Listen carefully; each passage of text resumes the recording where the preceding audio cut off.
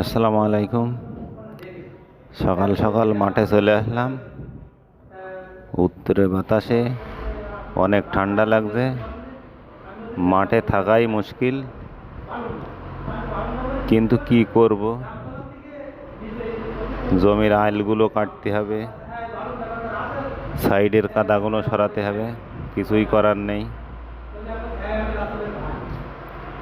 জমি চাষ করতে গেলে একটু কষ্ট তো করাই লাগবে।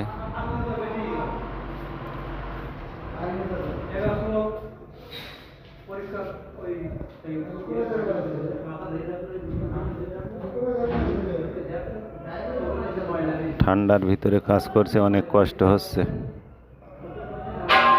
উত্তরে বাতাসে হাত পাগুলো সব অবশ হয়ে যাচ্ছে, তারপরেও কাজ করতে হবে।